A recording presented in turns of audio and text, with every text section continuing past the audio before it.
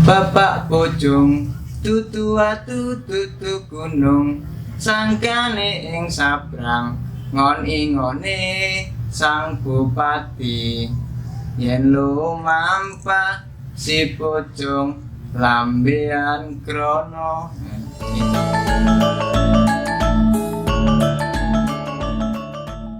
Sebenarnya kan ada makna di balik kita merawat pohon itu kan. Iya. Sebenarnya kan bukan semata-mata memandang ada hal-hal mistik Iya. atau hal-hal klinik gitu Iya. ya Mas ya. Iya.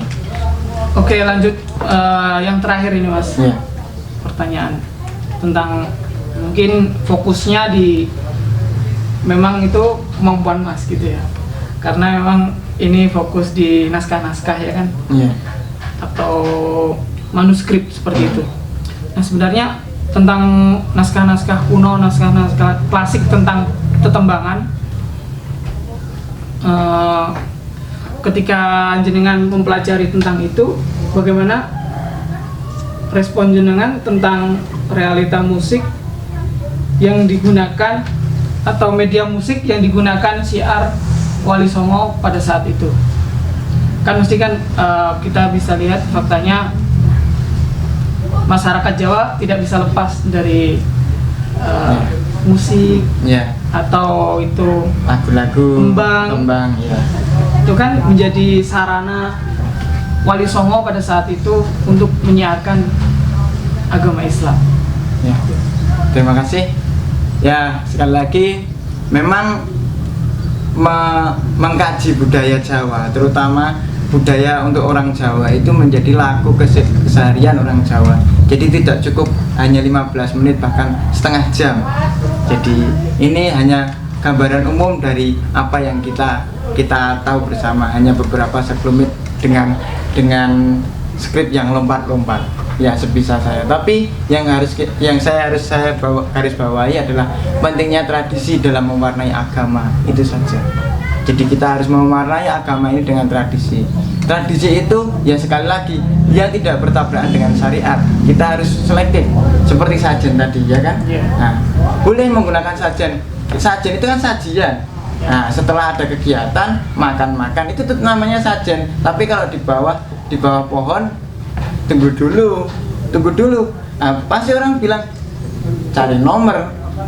Ya kan untuk nyantet orang. Nah, itu yang jadi masalah. Mbok ya sudah sajennya yang jangan seperti itu.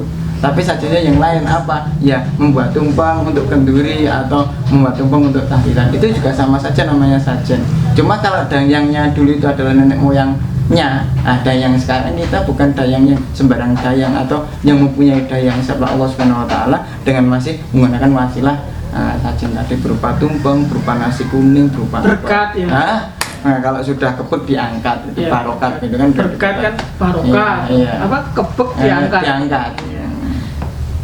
Gitu, seperti itu. Jadi kita itu tidak, kalau memang dipertentangkan antara musik dan tidaknya, saya tidak ingin membahas itu karena sekali lagi Islam sekarang, masa sekarang lagi transisi, ada bukan cuma segelintir bahkan kelompok untuk bergerak untuk menggerbaki ini. Nah, tugas saya dan ini semua ya. Makanya kita buat channel namanya Islam Kita. Iya. Jadi nantinya kita juga bisa membahas tentang sejarah. Iya. Nah, sekali lagi kalau ingin seperti yang Anda inginkan, yaitu saya juga sampai sekarang masih bingung. Banyak pertanyaan yang datang kepada saya itu seperti itu. Nah, apa daya kalau saya menjelaskan seperti itu, tapi kenyataannya di lain sisi juga tidak seperti itu. Nah, dalam tetembangan. Nah, ini bagaimana tetembangan ini mewarnai kasanah Islam di dalam budaya. Kita tahu bahwa orang dulu belum ada listrik. Oh iya. Iya, kita harus juga sering membaca seperti itu. Juga latar settingnya itu seperti apa? Adanya cuma padang bulan. Ketika padang bulan, anak bermain gerobak sodor, petak umpet, apapun. Nah, ibu-ibunya tetembangan. Iya kan? Tetembangan, terus bapaknya Jogoboyo itu sis kampleng kalau sekarang. Nah, kenapa? Karena satu-satunya daya ingat atau metode hafalan paling enak adalah menyanyi atau bernyanyi. seperti Anda dari golongan pesantren. Kalau Nadoman itu kan, ya kan, itu sampai sekarang masih bisa diingat daripada menghafal buku. Lebih enak menyanyi. Lebih mudah ya, Mas? Iya. Masuk di. Iya. Apalagi lagunya yang ngetren sekarang umpamanya. Itu menjadi salah satu wasilah, menjadi salah satu perantara. Nah, posisi tembang itu sedikit saja. Ada tembang itu ada tembang yang namanya mocopat. Mocopat, ya, mocopat. Iya kan? Dulu pas SD saya masih ada. Nggak tahu kalau sekarang itu masih ada. sudah nggak ada. Dulu kan nggak ada ya? Adanya SSD, Seni Suara Daerah itu. Kak saya SD. Tapi sekarang sudah nggak ada. Nah, sebagai penutup ya karena sudah terlalu panjang lebar dan agak masih lanjut lagi Mas. Waduh, iya. Alhamdulillah bisa mencerahkan ya sedikit-sedikit gitu. Nah, mocopat itu adalah moco barang papat. Membaca 4 hal. Apa itu yang dibaca? Dalam kasanah tasawuf Jawa itu yang diilhami dari Ihya Ulumuddinnya Imam Ghazali. Satu, yang pertama adalah amaroh.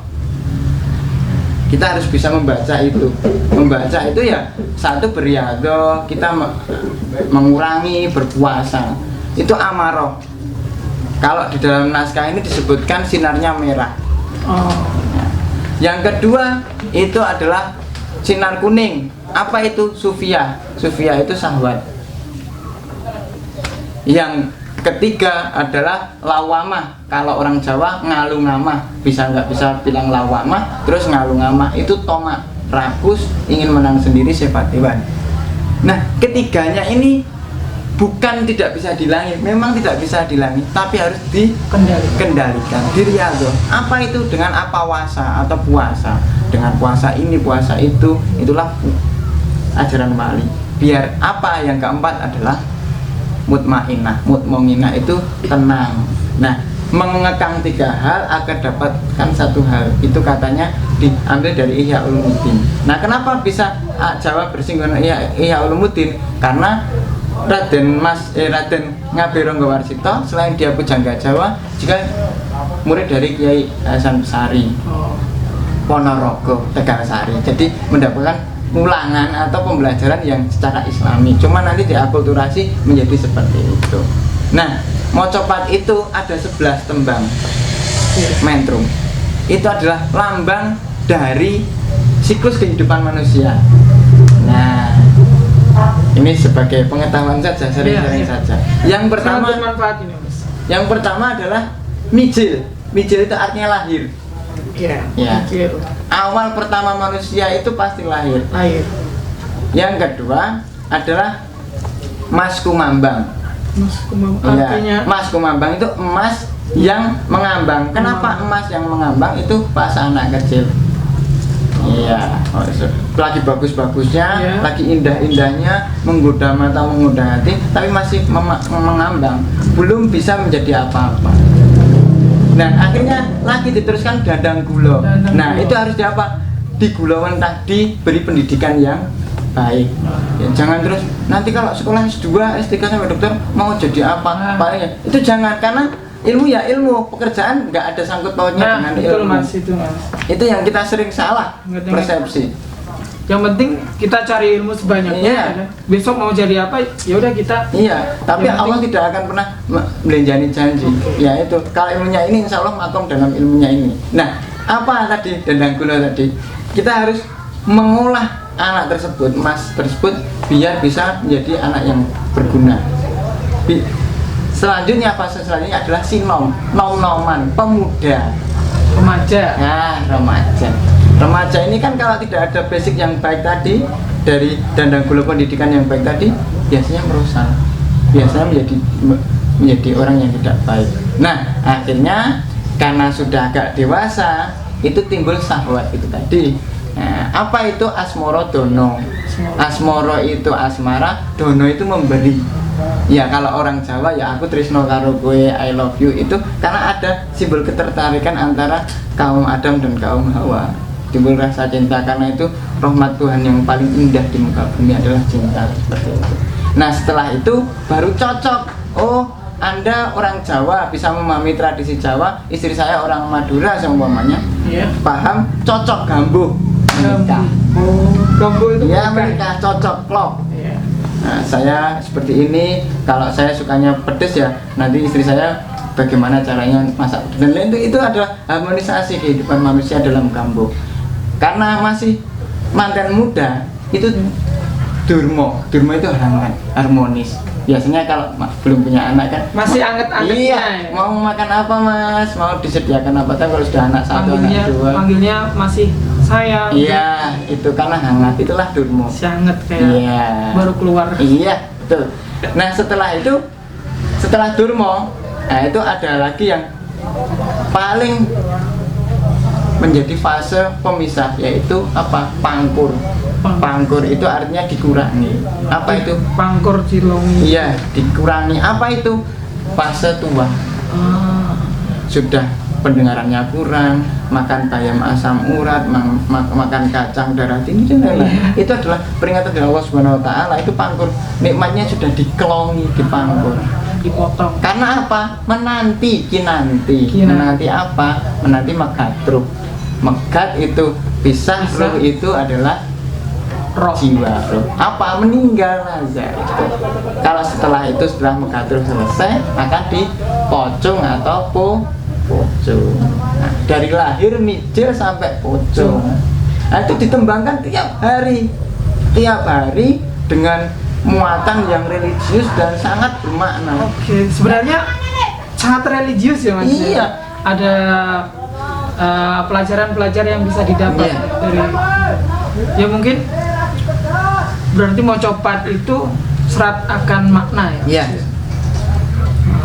Masih seperti itu, karena ya sekali lagi saya ingin menggarisbawahi bahwa kita itu di dalam bangsa Jawa, orang Jawa itu sesuatu tulisan itu tidak menjadi penting. Yang menjadi penting adalah laku, uswah yang baik gitu. Tingkah laku ya? Tingkah laku akan dicontoh. Kalau kita tingkah lakunya tidak benar, maka ya yang akan mencontoh kita tidak akan mau. Seperti itu. Nah, itu ditembangkan terus tiap malam. Terus itu tembang apa bu? Oh ini ya. Terus nah, sering disalahartikan kayak itu apa? Rumangsa ing wengi itu doa untuk sholat tahajud dijawakan. Kok bisa untuk mendatangkan setan itu piye? Kayak Terus gitu ya. ada lingsir wengi Iya, gitu kan. itu lingsir Katanya mistik ya. Nah, itu kan bisa manggil pergantian kuntilanak malam. gitu kan. Pergantian malam kita berdoa agar tidak terkena bala. Bukan inilah yang saya sangat prihatin. Oke. Apalah daya saya yang seperti ini dengan masalah yang sekelumit begitu banyak yang tidak selesai. Ya mungkin Dan- ini bisa menjadi media gitu Iya, kan, penyampaian insya Allah, amin. keresahan-keresahan. Iya, keresahan seperti keresahan jenengan gitu. Iya, Oke. seperti itu. Ya, mungkin bedanya dulu sama sekarang itu, kalau dulu itu apa yang dinyanyikan itu ada maknanya ya Iya. kan, ada tujuannya. Tapi kalau sekarang kan mungkin ya ada lah, tapi ya cuma buat main TikTok. Ya, mungkin atau- bisa jadi malah yang menjadi konsen itu atau yang sering melakukan orang-orang luar negeri, karena syarat maknanya bagus sekali. Karena ya sekali lagi kita harus mulai sekarang, kita mendidik anak cucu kita ya sama teman-teman anak remaja untuk paling tidak nggak usah belajar tembang-tembang, ajar boso kelompok, menghormati orang lain dengan boso sekarang sudah nggak ada. Iya. Nah, itu yang menjadi tolak ukur untuk belajar bahasa Jawa itu adalah dalam bahasa tata krama. Itu kalau sudah mapan, insya Allah bisa belajar seperti ini yang agak-agak sulit ini. Itu tolak awal. Boso memang sudah nggak mau sama orang lain, sama orang tuanya sendiri aja Iya. nggak boso. Ya, sekarang pakai bahasa Indonesia kayak kita. Iya. Seharusnya Iya. kita pakai bahasa Jawa ya. Iya. Nanti ada Iya. translate. Iya. Sebenarnya saya masih ada punya keresahan sih mas ini Iya. tentang naskah kuno atau manuskrip itu ya mas ya. Ya mungkin ini terakhir lah ya, Iya.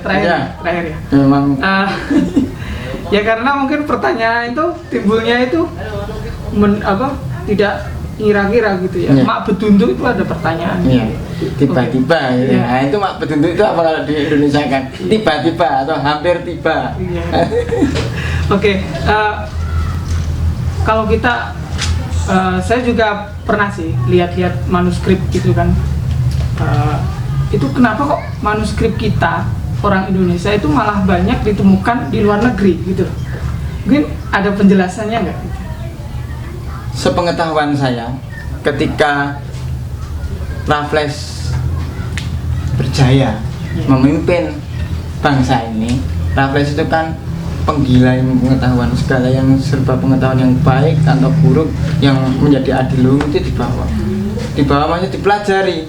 Tapi pernah ketika Sultan II, Habib II, Sinuwun yang dua, Hamengkubuwono kedua, itu ada serangan dari Inggris, kalau nggak salah Inggris atau ya, saya nanti lupa, maaf, nanti saya konfirmasi kembali.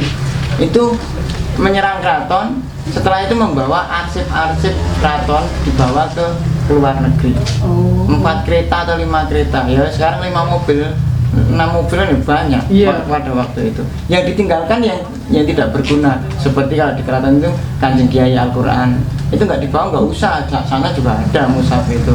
Yang lain-lain hadis itu, yang naskah Bukhari itu yang ditulis langsung oleh para pengulu, oleh sebab itu ada majlis Bukhari di Pengulon itu. Kalau di keraton setiap malam Kamis atau Rabu itu ada mengaji Bukhari. Nah itu karena itu yang ditinggal itu banyak, tapi yang berbau-bau seperti ini dibawa ke sana. Entah itu sebagai hadiah atau harta rampasan atau curian, kita nggak tahu. Itu sebenarnya bisa nggak sih Mas diusahain buat ditarik ke Indonesia lagi gitu? Kalau kemungkinan nggak sih gitu? Enggak ya? Enggak. Kenapa? Yang pertama, mereka tahu bahwa ini sangat adiluhung sekali, sangat berharga sekali. Tapi kan itu kan punya orang Indonesia gitu loh. Iya, pencurian pada waktu itu. Tapi sekarang kan yang menjadi masalah, setelah dicuri mereka merawat. Itu yang menjadi masalah. Oke lah, saya pernah ditanya, kalau pamannya naskah yang banyak itu di luar negeri didatangkan ke Indonesia, oke, siapa yang mau merawat? Iya, orang Indonesia itu mau merawat. Iya, terus sepele saja, siapa yang mau merawat? Oke. Kalau nanti kita pelit, berapa biaya perawatan? Di Belanda itu satu harinya 3 juta. 3 juta rupiah untuk merawat naskah yang banyak itu, entah AC-nya, kelembapannya, setelah penyamaannya. Di sini, ya silahkan ke perpustakaan sana. Itu yang menjadi normal. Oke, kita bisa, kita ada diplomasi antara ini kita kembalikan. Tapi apakah kita bisa merawat? Pertanyaannya ini kertas. Kalau mereka itu subhanallah sekali, mereka nggak Islam tapi cinta ilmu pengetahuannya sangat-sangat dihargai sekali. Bahkan seorang kurator, arsiparis atau seorang filolog itu dihargai untuk merawat ini.